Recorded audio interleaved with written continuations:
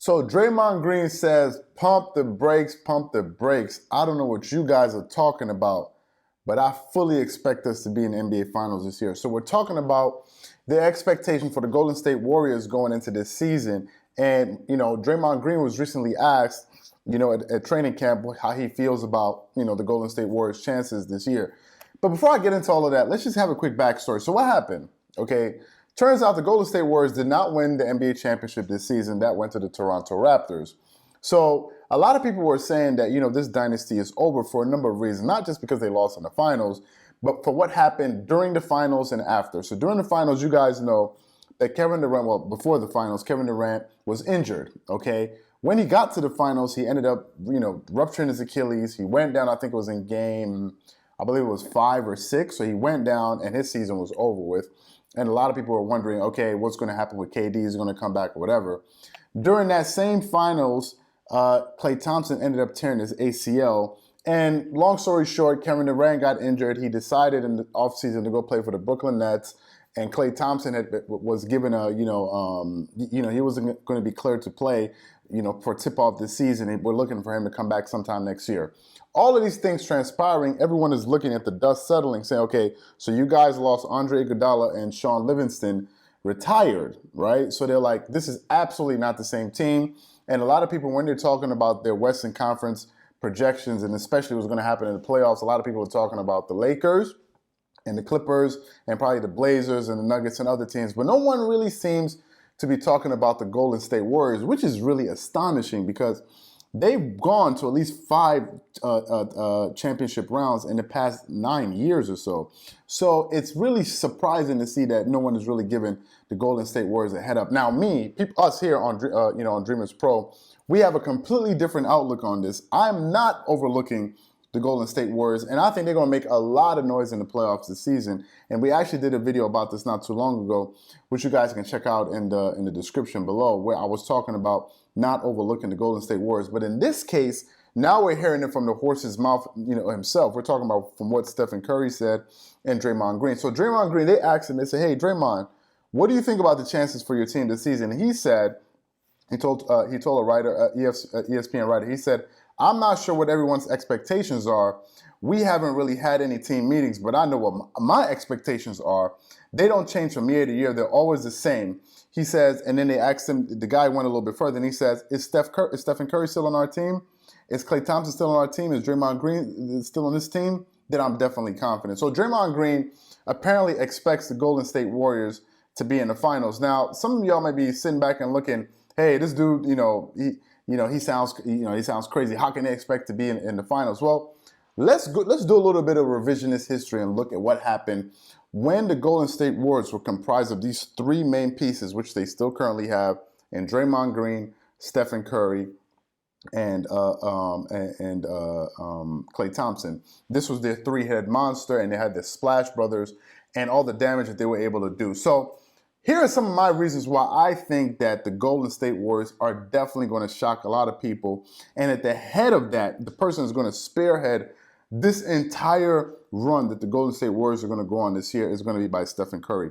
So let's go back to the 73-9 season when they broke the NBA record, shattering the Chicago Bulls record that year. Let's see what happened. What did Stephen Curry do that year? Okay, now to put it all in perspective, just last season, Stephen Curry averaged 27.3 points a game, 5.3 rebounds, 5 assists per game. That was his averages last year.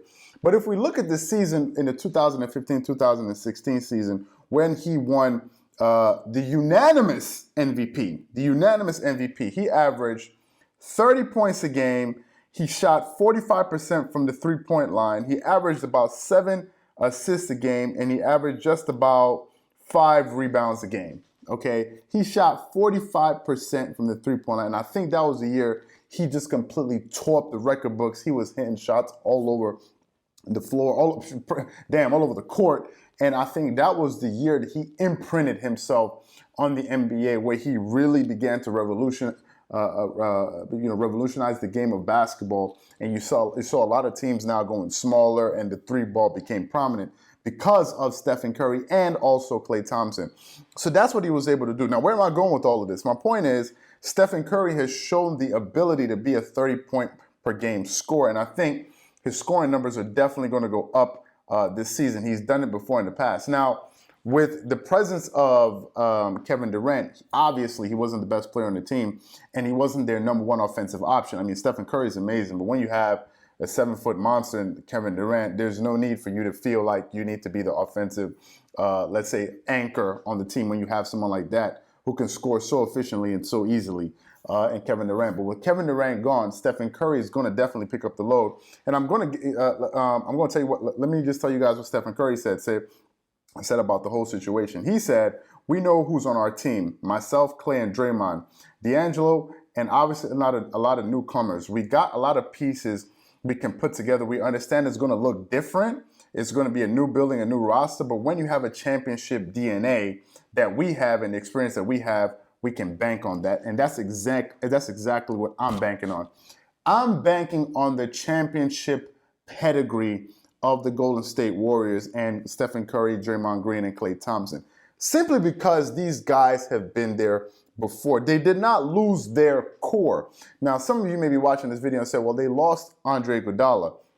Sure, they did. But let's go back and look at the last two playoff runs, especially this last playoff run. Was Andre Iguodala as instrumental, as pivotal as he was in the past when he won Finals MVP over the year they beat LeBron? Did he have that same impact? I dare to say he didn't. Okay, because he got older. He wasn't as fast as he was, and a lot of that has to do with injury, etc. But he didn't play such a pivotal role. Now, yes, they lost Kevin Durant. Any team that loses Kevin Durant is going to go through some hiccups, but not this team, because they were already a 73-9 team before he got there. And I think that was one of the points of contention between Draymond Green and Kevin Durant. And I think he told him, like, yo, listen, we won before you. We're going to win long after you're gone. And I think that was one of the things that really sat in the back of Kevin Durant's mind and really irked him, because he knew, yes, he came. He was a 2-time final MVP. Sure, he had a big part in winning those 2 championships. No one doubts that. And he was the best player on the floor, undoubtedly. No one is going to contest that. But the fact still remains that they were NBA champions before he got there, and they beat him and Russell Westbrook on their way to that title. They didn't beat them that year. LeBron actually came back from the coming down 3-1 to beat them. My point is they were already champions before Kevin Durant showed up in Golden State. So, they have that to lean on. And if I were in their position, I would be extremely confident too. Now let's look at another part. Let's look at the field. Let's look at the field in the Western Conference. Okay, because you're saying, all right, fine, it's not going to be the Golden State Warriors. Sure, fine. Now let's look at the opposite side of this argument. If you're saying it's not them, you're saying it's someone else. Okay, now who are the other teams out there that legitimately have a shot? We're talking about chemistry standpoint. Obviously, you can put a great collection of players together on the team, but that doesn't mean that they're necessarily going to do well. It rarely happens that they do well that first year. The only instant I can think of with something like that happening was Boston's Big Three with Kevin Garnett, Ray Allen, Paul Pierce, and of course Rajon Rondo and Kendrick Perkins, and that whole unit that they had, which was, by the way, coached by Doc Rivers, which I'm sure many of you remember. But that was only instance. Even the Heatles, the Miami Heat Big Three, they didn't win the first year. There were a lot of hiccups. They didn't know who was going to take. They didn't know who was the real alpha or leader on the team. Up until, I think it took them 2 years to be able to understand that. And you saw how they had some difficulties in the finals, closing out the finals, when we didn't know between Dwayne Wade and LeBron James who was leading the team. Now, if you look at the other teams in the Western Conference that are good by record, but they've never won anything. A lot of those teams have never even been to the finals, talking about the Blazers, talking about the Lakers, talking about the Nuggets, talking about the Utah Jazz. All of these different teams, no one on that. Most of them have not been to the finals, so they don't have that type of experience.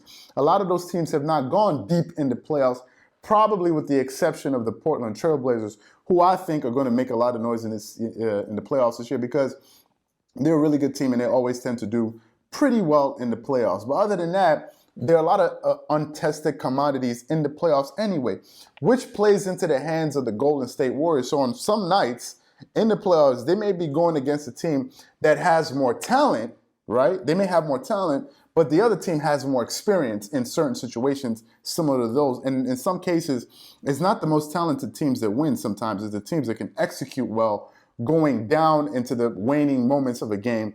Those are the teams that usually win, especially in the playoffs. Playoff games are won usually, with 2 or 3 plays. Ball bounces here, this team executes there, so and so, and then before you know it, a game is won. And I think that's something that the Golden State Warriors are going to be able to lean on heavily in the playoffs. They have role players that everyone knows their role. For instance, if you're looking at the Lakers and saying, okay, the Lakers, LeBron James and AD, these guys are beasts. Yes, they have a very talented roster from, their starting 5 to their bench. Yes, I even looked at their roster yesterday and I was like, damn, these guys are loaded.